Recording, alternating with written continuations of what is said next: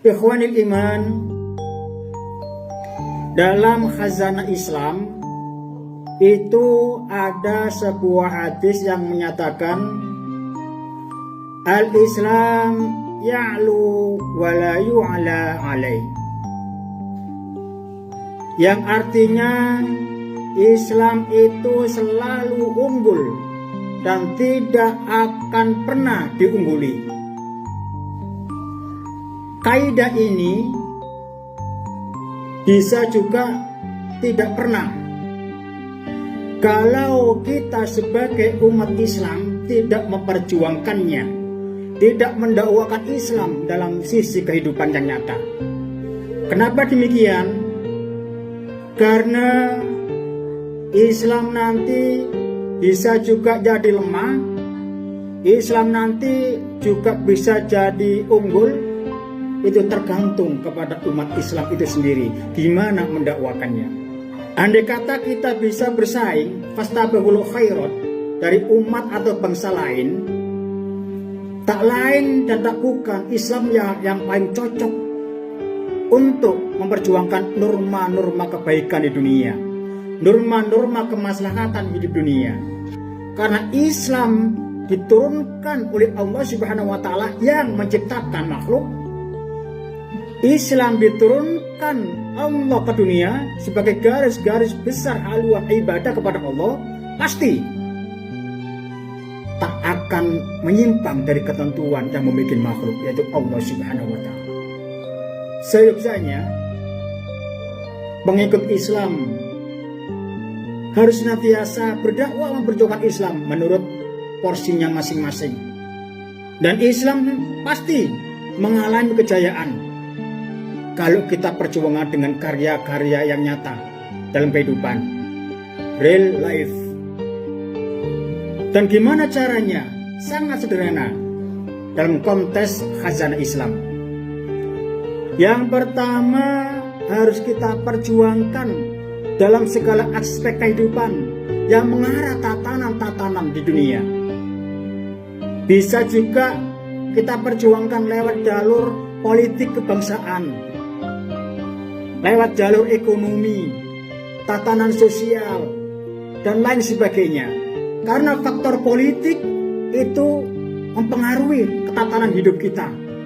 BBM naik, bahan pokok naik, pendidikan seperti ini, buruh pabrik seperti ini, semua adalah imbas-imbas dari politik.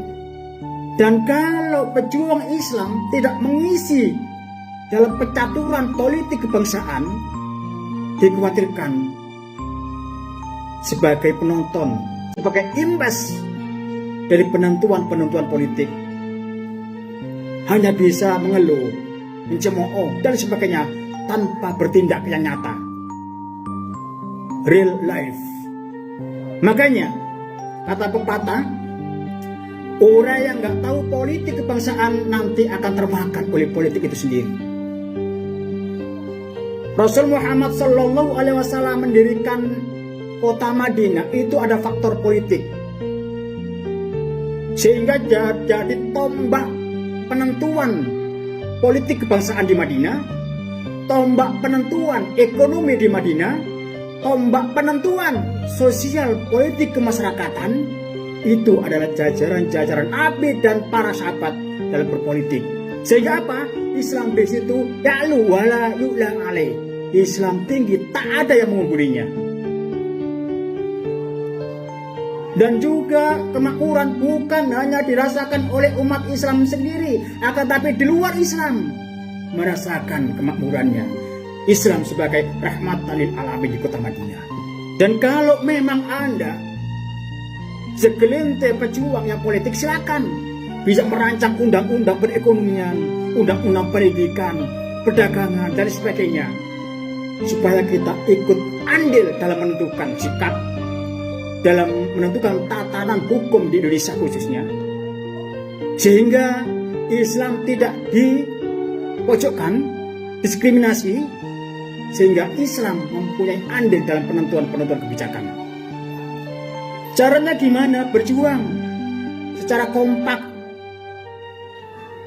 Jangan memikirkan ras, faham.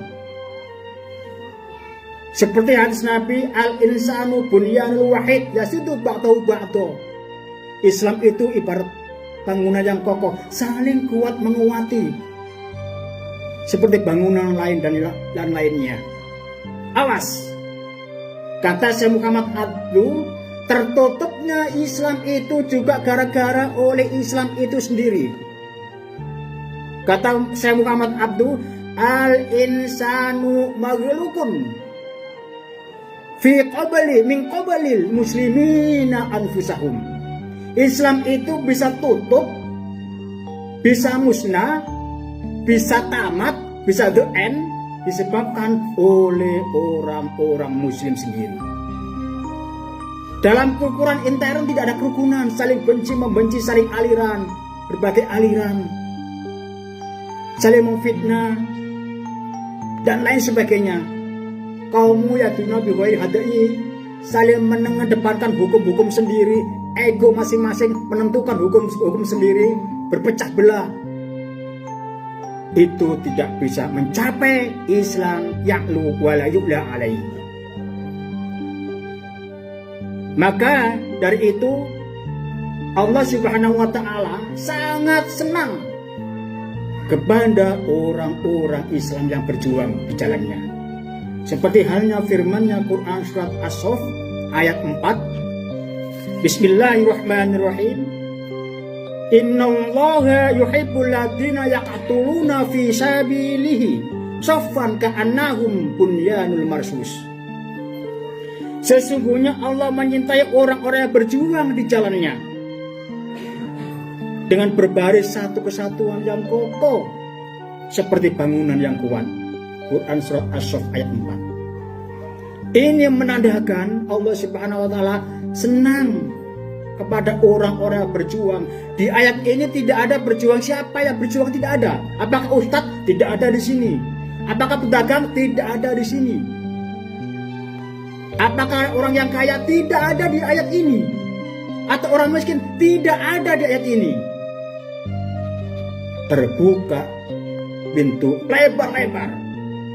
Tidak ada status sosial dalam perjuangan. Semua rel di sini, kata Allah Subhanahu wa taala. Senang balighu walau ayah, di tempat lingkungan masing-masing memperjuangkan Islam dan kapasitas sendiri-sendiri, kemampuan yang ada. Semua lapisan bawah, menengah ke atas. Yang sosial memperjuangkan kesosialannya, yang bidang ekonomi seperti Utsman memperjuangkan ekonominya, gimana Islam maju. Kecerdasan dan pendidikan seperti Sayyidina Ali memperjuangkan kepandaiannya dari dosen, dari guru dan sebagainya, dari ustaz dan sebagainya. Yang mempunyai karir politik, silakan berjuang politiknya untuk agama Islam. Itu menurut ayat ini yang dicintai oleh Allah Subhanahu wa taala. Yakin hidup kita dicintai oleh Allah Subhanahu wa taala, senang. Kita dicintai pasangan kita, sangat senang. Kita dicintai atasan kita, sangat senang. Kita dicintai presiden, sangat senang. Dicintai raja, sangat senang. Ini dicintai oleh Allah Subhanahu wa taala. Hanya berjuang menurut kemampuan kita masing-masing. Bergerak. Kalau berpangku tangan semua, Islam akan tertutup, the end, tamat. Ini Indonesia, ini bangsa, ini dunia harus perjuangan secara nyata, real life, dirasakan oleh masyarakat. Coba, sekarang BBM naik, semua bahan pokok naik. Siapa yang bikin kebijakan? Dengan faktor-faktor politik yang ada. Gimana langkah-langkah pendidikan sekarang? Ekonomi sekarang? Buruh sekarang? Dalam satu sisi pejabat banyak yang korupsi, aparat seenaknya membelok-belokkan kasus dan lain sebagainya. Ini adalah faktor-faktor politik. Kalau Islam tidak ada di situ, tertutup, hanya sebagai penonton, subjek dalam kebijakan. Maka kata Allah, senang orang-orang yang berjuang menurut kapasitasnya sendiri, dengan satu kesatuan ibarat bangunan yang kokoh. Mudah-mudahan ikhwanil iman, kita sebagai pemeluk Islam harus ada roh jihad kita, roh berjuang kita untuk Islam ya'lu wala yu'la alaih.